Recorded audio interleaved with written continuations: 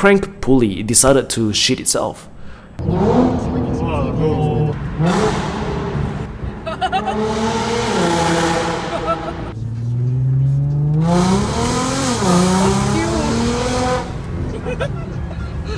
And I don't really get why the 3-liter supercharged is so hyped up. It genuinely is not a good engine, right? It's overhyped. And tow it back home, which is about like 200 kilometers home.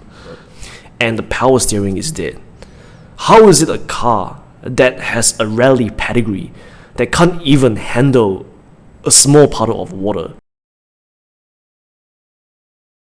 Audi A6 C7, right? Now this gotta be the worst Audi I ever had, right? And this is like not my first Audi as well, right? I had a first gen TT, I had an A5 with the 3-liter turbo diesel, I had an RS5, and this is my fourth one. And all of my Audis, they are really reliable, right? I guess this is the exception. And I don't really get why the 3-liter supercharged is so hyped up. It genuinely is not a good engine, right? It's overhyped. With an exhaust, they sound like a VQ, right? They don't sound very good.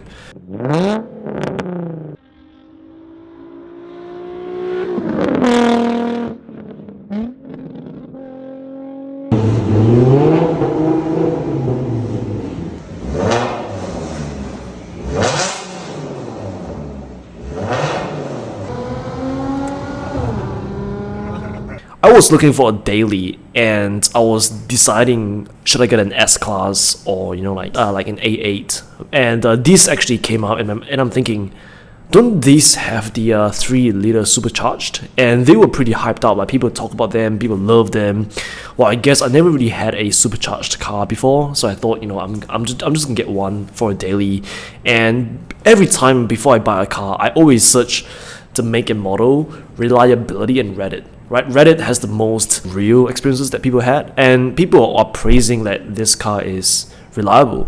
There's nothing much really going on with this car, and so I thought, I'm gonna buy this car and just drive it and see what happens, because I want a comfortable car that is fun, that has plenty of power. I didn't choose the S-Class is because of the transmission that Mercedes has. It's not as engaging as like the DSG would. So I decided to go with one, and I specifically want the one with the 3-liter supercharged and the S-tronic, right, the DSG. So I found one for about 28 grand. So I worked my way down on the pricing, and I bought one for 25 grand. So it's not exactly the cheapest, and it also has pretty low case. It's like done like 86,000 case on this car. So I thought it's gonna be a reliable daily that I can drive reliably every single day. So the first thing that I got done is exhaust, because this car, it's gutless, right? It's meant to be a little bit between luxury and a little bit sporty. So you cannot hear the engine, you cannot hear the shifts, and you cannot hear the supercharger whine. It's just very tame, right? You can't really hear anything stock. So the first thing that I did was, I did an exhaust.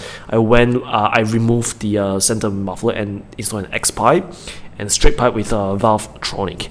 And it gotta be the best sounding A6 on the internet, right? It just has to be, because it sounds amazing, right? Take a listen.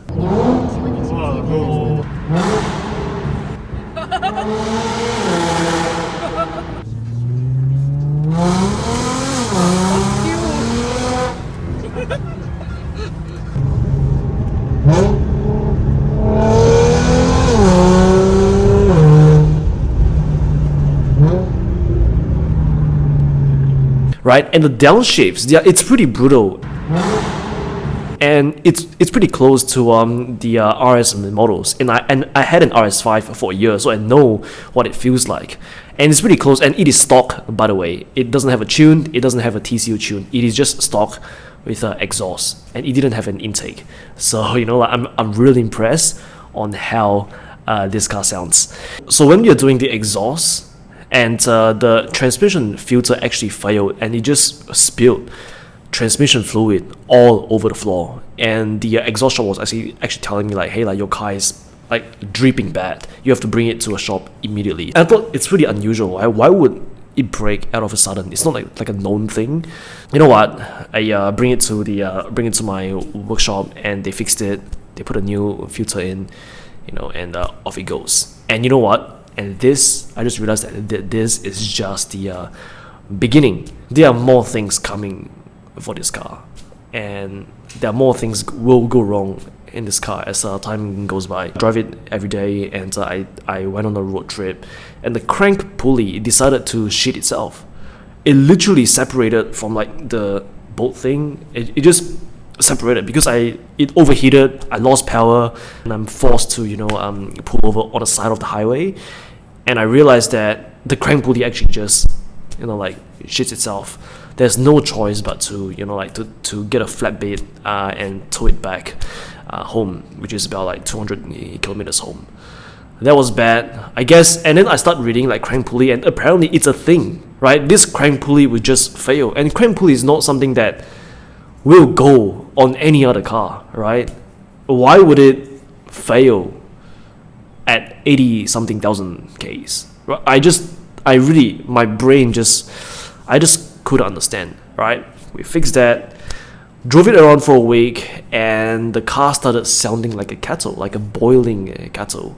Turns out the PCV was short, so I got it fixed and drove it around again. I managed to line up 88,888 kilometers with the trip 88.88 with 88 kilometers per hour. Right, it took a lot of coordination to make this happen, and I actually planned this a month before this happened because I really want to line all these 888 together. Drove it around, and for like 2 weeks, and the rear shocks started knocking again. I'm like, what is it again this time? The rear shocks are gone. Okay, that's fine. I replaced the rear shocks. After another 2 weeks, a week or so, 2 weeks, the front started knocking. It will knock when you go over bumps, and you will knock going over speed bumps. It will knock when you accelerate. So that's really weird. That doesn't normally happen. So bring it in again, and turns out the previous workshop that replaced the knuckles, they didn't do a good job, and it's creating like a hole between the bolt. So there's no way to fix it unless I get new knuckles, which is gonna be pretty expensive. So and he said like it's fine to drive it, like it would just knock once in a while. I didn't really want to spend that money, couple of $1,000 just to replace like the front like knuckles, so I just drove it around while it's knocking. It's really interesting because whenever I bring this car to the workshop, they will normally give me a free complimentary car wash, and it seems like this car never really gets dirty because it will always go back to the workshop every other week, so it is always clean. Now that's how bad it is. I never really washed my car, and I never really brought it to a car wash because it's always clean, because it always goes back to the workshop.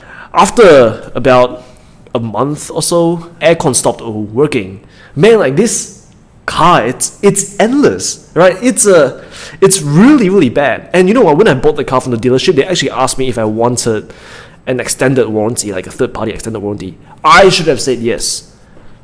Thanks to the internet, I thought this car was reliable. Well, turns out it's not. Like, if I were to get warranty, all of these issues would have, gotten fixed for free. That's a dumb decision on my part. But it is what it is. I'm lucky on the aircon because it's just a wiring issue, which again, I don't know how and why. Why is it even an issue? Shouldn't the aircon just work? Especially with this low amount of Ks, right? After we get that fixed, the car actually behaved for a month, so I decided to reward this car with a integrated engineering co-air intake because I really want to hear the supercharger whine, right? I really want to hear that, so I just ordered that, bring to a shop to install it, and it sounds awesome. Just take a listen.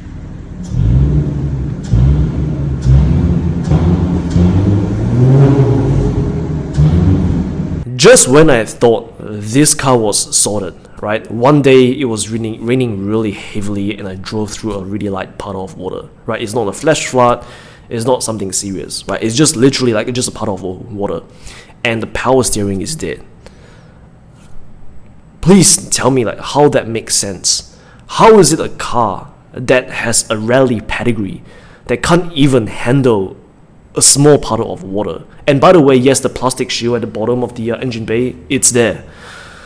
The water went into the power steering module and it fried the whole power steering module. So if the power steering module went, the whole thing is dead. You need to get a new one from Audi, or you can get a used one from a wrecker, right? And I don't know who's wrecking these cars. The workshop was able to source one out, so that was I was pretty lucky on my part because brand new from Audi. I don't even want to know how much it cost. We were lucky enough to get a second-hand one to put in and get the module to coat to this car. At this point, I'm so fed up with this car. I just want to get rid of this car. You know, it's bad when you have to visit your mechanic every 2 weeks.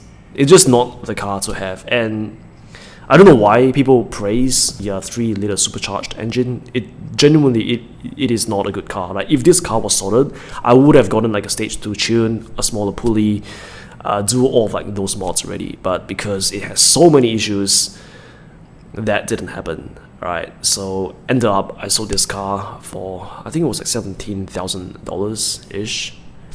So I bought the car for 25, I sold for 17.